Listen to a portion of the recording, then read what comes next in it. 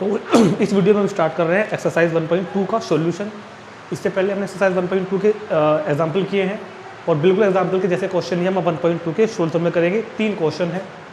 तो जिस तरह हमने एग्जाम्पल में किया था, √2 को इरेशनल प्रूव किया था, √3 को भी इरेशनल प्रूव किया था और अब हम प्रूव करेंगे √5 को इरेशनल। तो क्वेश्चन नंबर 1 है prove that √5 is an irrational number. Question मैंने ये लिख दिया है।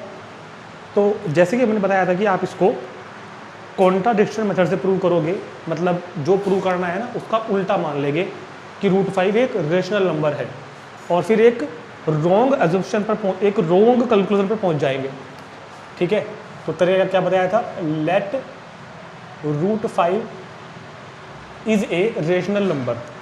हमको प्रूव करना है कि ये इरेशनल है, हमने उसको मान लिया है कि ये √5 रेशनल है। जब √5 रेशनल नंबर है, जब √5 रेशनल नंबर है और अब हम कुछ यहाँ पर थोड़े बहुत स्टेप्स करेंगे और एक गलत निष्कर्ष निकाल लेंगे, एक रॉन्ग कंक्लूजन इंटरप्रेट कर लेंगे। तो इसका मतलब क्या हुआ, जो रॉन्ग कंक्लूजन हमारी आएगी वो क्यों आई है, क्योंकि हमने √5 को रेशनल माना हुआ है, मतलब हमारी मानी हुई बात गलत है, जो दिया हुआ है वही सही है।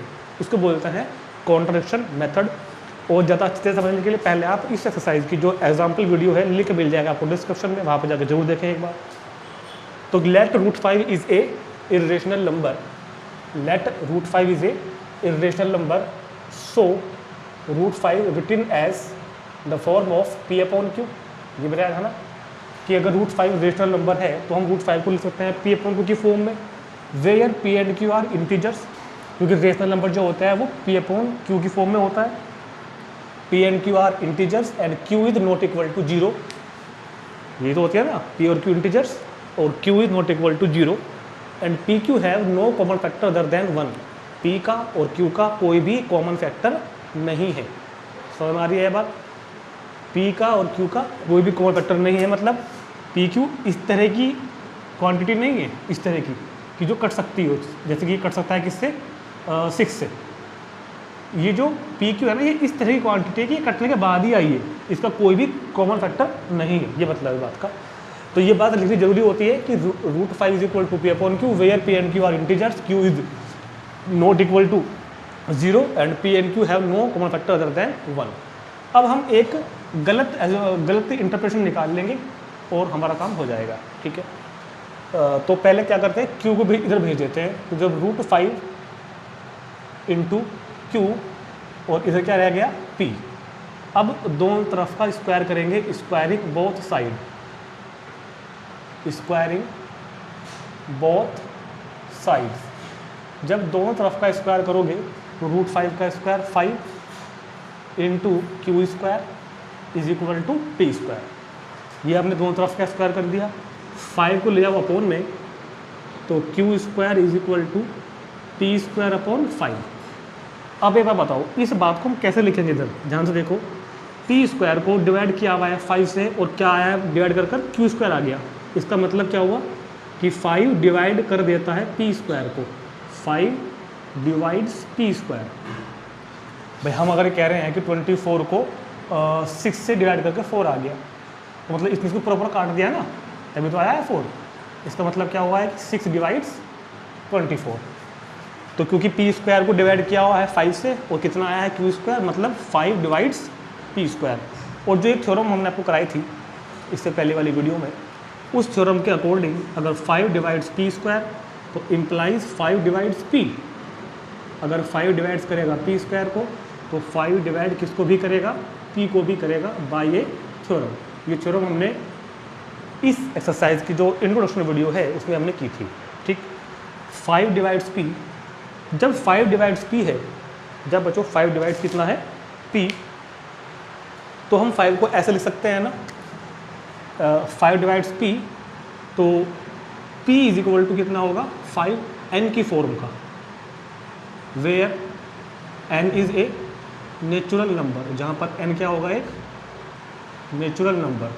जो हम कह रहे हैं कि 5 डिवाइड करता है P को, हम कह रहे हैं कि 5 डिवाइड करता है 30 को, 5 डिवाइड करता है 30 को, तो 30 को ऐसे लिख सकते हैं ना 5 इंटू n की फॉर्म में, 5 इंटू n। तो P इज इक्वल टू कितना हो गया, P इज इक्वल टू कितना हो गया मेरे पास 5n। इसका भी स्क्वायर कर दो, और एक काम और भी करना है साथ साथ, इसको मान लेना है फर्स्ट, इसको क्या मान लेना है फर्स्ट, और इस इक्वेशन का भी स्क्वायर कर देंगे अब हम।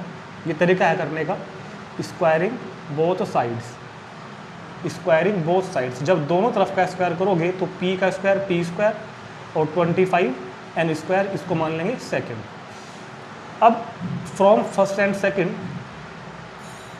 फ्रॉम फर्स्ट एंड सेकेंड, ये वैल्यू भी p स्क्वायर की है, ये वाली, ये वैल्यू भी p स्क्वायर की है, दोनों को इक्वल कर दो आपस में, मतलब 5q square is equal to 25n square. ये वाली वैल्यू p स्क्वायर की और ये वाली वैल्यू p स्क्वायर की, दोनों वैल्यू को हमने यहाँ पर क्या कर दिया, इक्वल कर दिया है, ठीक है। अब इससे आगे का स्टेप क्या होगा, याद करो जो हमने आपको एग्जांपल में बताया था। इससे आगे का स्टेप होगा ये वाला, क्या कि इस 5 को नीचे भेज दो अपोन में,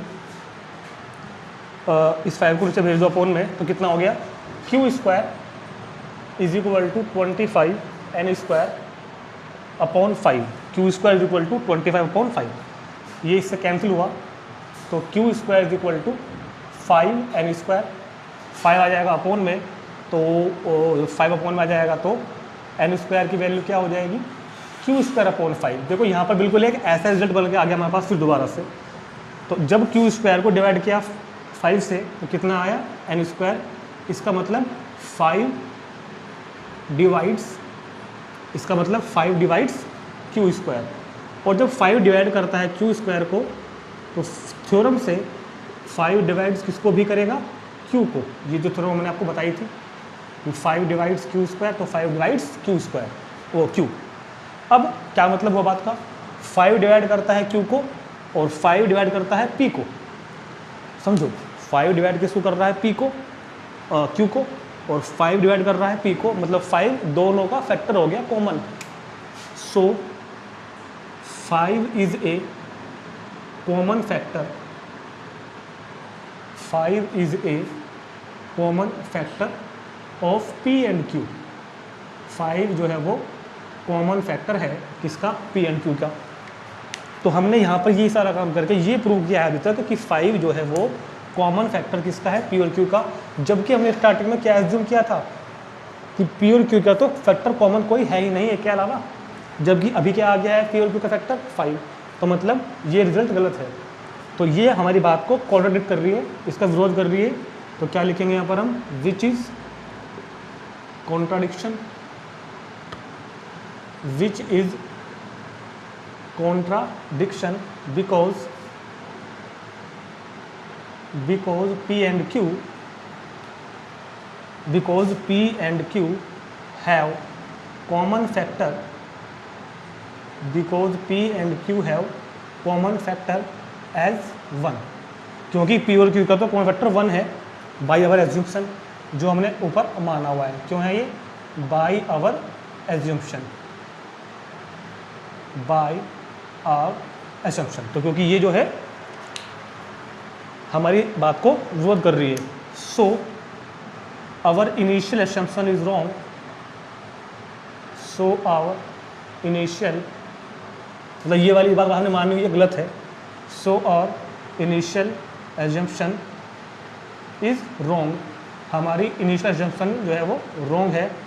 मतलब कहने का क्या हुआ कि गिवन वाली बात ही सही है। Thus root 5 is an irrational number। तो ये इसको करने का पूरा तरीका है। इसमें ये सब लैंग्वेज भी लिखनी पड़ती है, लैंग्वेज नहीं लिखोगे तो नंबर कटेंगे। तो एग्जाम्पल में हमने रूट 2 और रूट 3 को किया था, बिल्कुल ऐसे हमने रूट 5 को किया है, ऐसे रूट 7 रूट 11 भी कर सकते हैं। तो नोट कर लेंगे इसको तुरंत। और अगर किसी को इसमें कुछ बात समझ ना आई हो तो वो पहले मैं कह रहा हूँ कि इस एक्सरसाइज की जो इंट्रोडक्शन वीडियो है, एग्जाम्पल में हमने किए हैं, वो जरूर देखें एक बार जाकर, ठीक। चलिए चलते हैं क्वेश्चन नंबर 2 पर। तो क्वेश्चन नंबर 2 में कह रहा है कि prove that 3 + 2 root 5 is an irrational number. तरीका इसका भी यही होगा, लेकिन हम इस बार कॉन्ट्राडिक्शन वाला जो स्टेप यहाँ पर आया था उस पर जल्दी पहुँच जाएंगे क्योंकि जब हमने इस तरह क्वेश्चन एग्जाम्पल भी किए थे तो मैंने बताया था आपको कि जो क्वेश्चन इरेशनल और रेशनल के कॉम्बिनेशन में होता है, प्लस माइनस में लग के होता है, वो जल्दी हो जाता है। ये तो प्योर इरेशनल ही थे, √2, √3, √5, इनमें टाइम लगता है करने में, लॉन्ग मेथड है। तरीका इसका भी यही रहेगा, लेकिन थोड़ा सा चेंज होगा बीच में जाकर।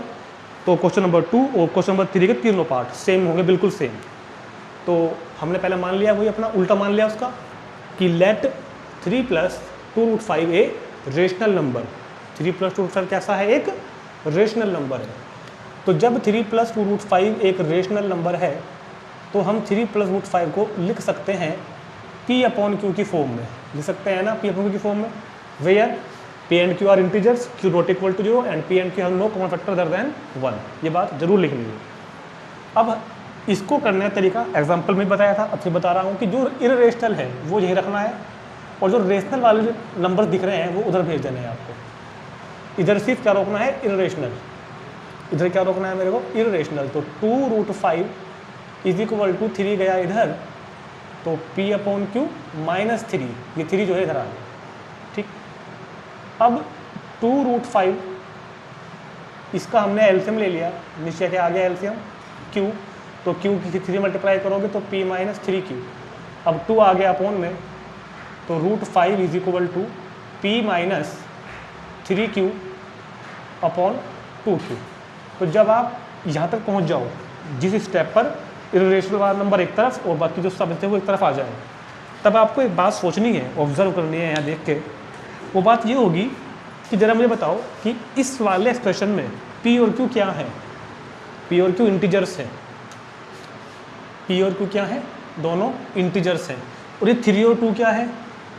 3 और 2 भी तो इंटीजर्स ही होते हैं।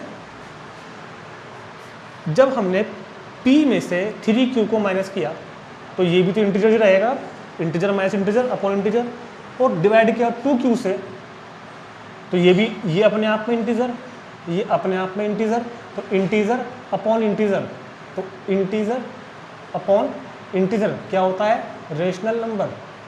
इंटीजर अपॉन इंटीजर क्या होता है? Rational number. तो कहने का मतलब ये पूरा जो एक्सप्रेशन लिखा है ना, P - 3Q अपॉन 2Q, ये एक रेशनल नंबर है, पूरा का पूरा रेशनल नंबर। जबकि लेफ्ट हैंड साइड क्या है? √5 तो इरेशनल होता है, अभी प्रूव करके आए पहले क्वेश्चन में, ये इरेशनल नंबर है। तो क्या कोई इरेशनल नंबर किसी रेशनल के इक्वल हो सकता है क्या? नहीं हो सकता। समझ में आई बात? तो ये तो कॉन्ट्राडिक्शन यही प्रूव हो गया कि any irrational number can not be equal to rational number. So this is a contradiction. हमारी initial assumption is wrong and given बात इज, जो गिवन बात कही थी वो ट्रू होगी। तो इस तरह हम इसको लिखेंगे। अब लिखने का जो तरीका होगा वो ये होगा, लिखने का जो तरीका होगा वो ये होगा कि आप लिखोगे कि क्योंकि P, Q, 3 एंड 2 जो यहाँ दिखाई दे रहे हैं are all integers. So right hand side of relation first, so right hand side of relation first become a, तो right hand side of relation number first की जो राइट हैंड साइड है बिकम्स ए रेशनल क्वांटिटी। ये क्या होगा? एक rational quantity होगा। But √5 कैसा होता है? इरेशनल।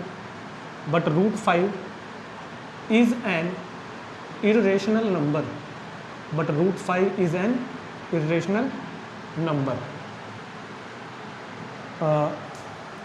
बल्कि ऐसा लिखो, but left hand side that is √5 is N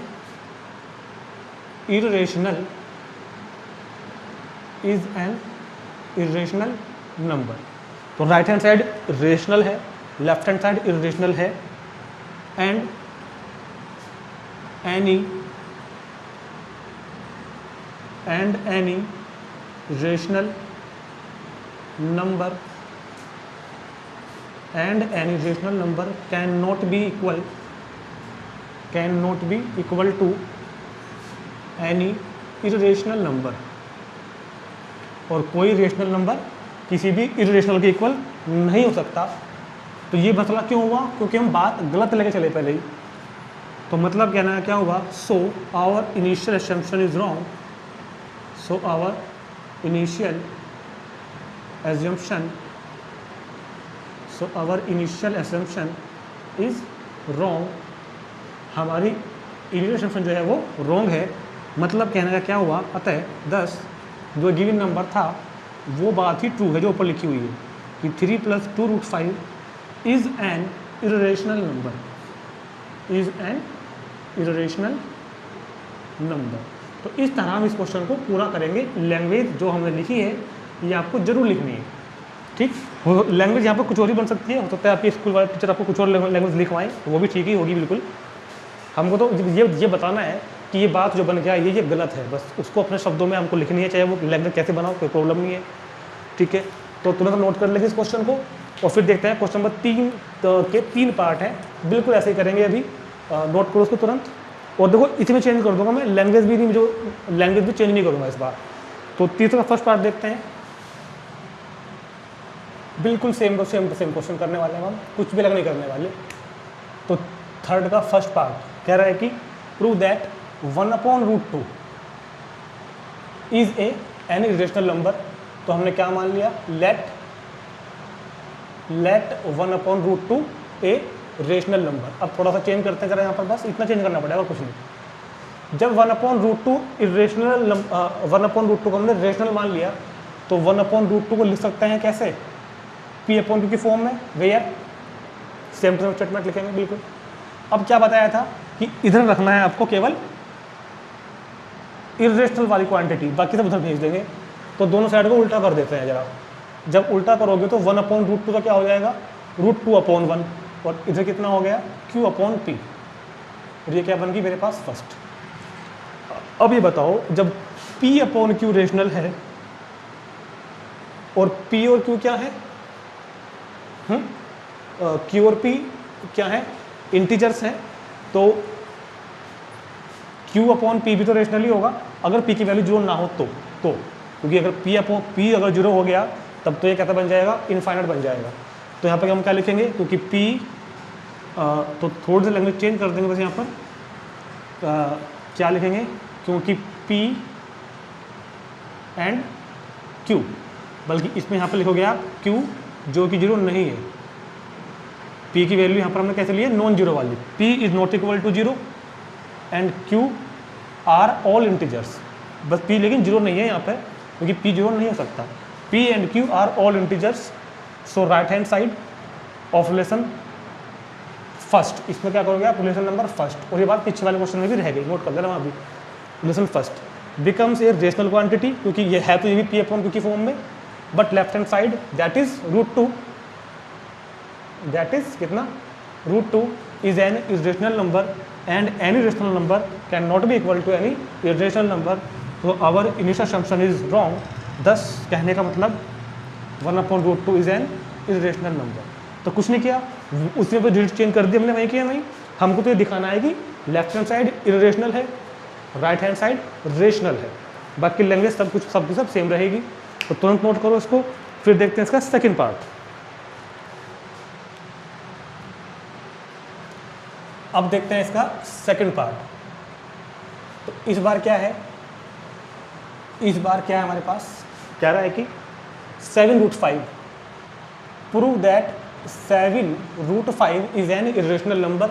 तो हमने मान लिया लेट 7√5 ए रेशनल नंबर। वही बात, जब ये रेशनल है तो 7/√5 written as P/Q, where P and Q are integers, Q not equal to 0।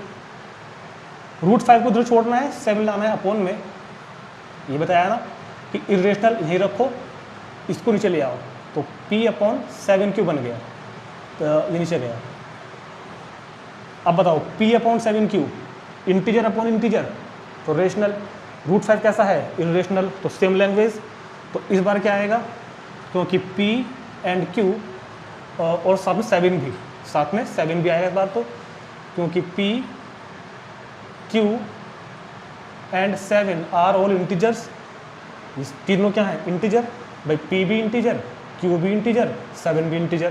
तो P को डिवाइड करोगे 7Q से इंटीजर अपॉन इंटीजर मतलब रेशनल नंबर, तो ये तो है रेशनल, और रूट 5 हमको पता ही है कैसा होता है, इरेशनल। तो P, Q and 7 are all integers, so right hand side of solution first becomes a rational quantity, but left hand side जो कि फिलहाल रूट 5 दिखाई दे रही है is an irrational number, and any rational number can not be equal to any rational number, so our initial assumption is wrong, that is क्या होगा 10 7 root 5 is an irrational number. तो तुरंत नोट करेंगे, फिर देखते हैं इसका लास्ट क्वेश्चन।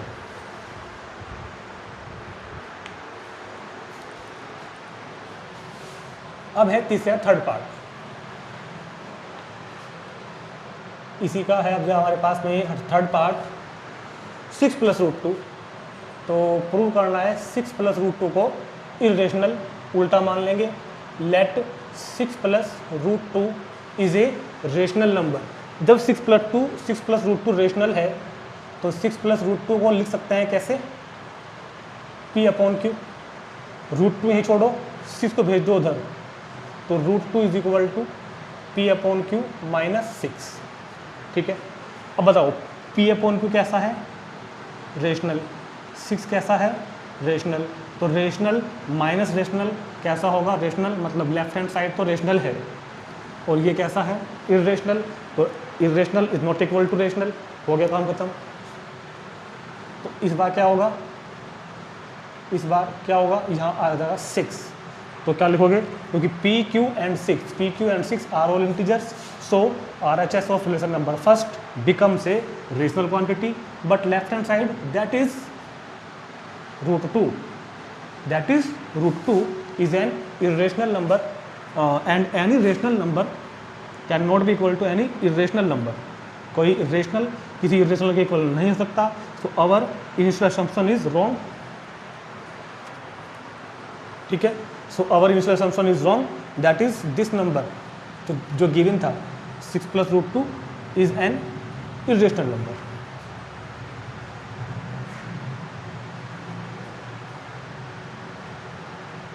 ठीक, तो इसी के साथ हमारा 1.2 खत्म, ये चैप्टर फिनिश हो गया है। अब आप इस तरह के क्वेश्चन की प्रैक्टिस करने के लिए कुछ और बुक की हेल्प लें, अपने टीचर्स की हेल्प लें जरूर, क्योंकि प्रैक्टिस के लिए आपको क्वेश्चन करने पड़ेंगे इस तरह के काफ़ी सारे। ठीक, सिर्फ इसको करके काम नहीं चलेगा, थोड़ा एक्स्ट्रा काम करना पड़ेगा, उसके लिए आपके टीचर्स हैं, कंसेप्ट यही रहेगा आपको बताया गया है दोनों साइज में। ठीक, तो जो जैसा भी आपने इस वीडियो को देखकर इन वीडियो को फील किया है मुझे कमेंट करके एक बार ज़रूर बताएं। ठीक है, और ज़्यादा से ज़्यादा इस वीडियो को शेयर करें। तो और फिर मिलते हैं इसके बाद नेक्स्ट चैप्टर शुरू करते हैं फिर हम पॉलिनोमियल। तब तक के लिए इसको सभी लोग अच्छे से पढ़ेंगे और वीडियो को ज़्यादा से ज़्यादा शेयर करेंगे अपने फ्रेंड्स को, अपने दोस्तों को। Thank you.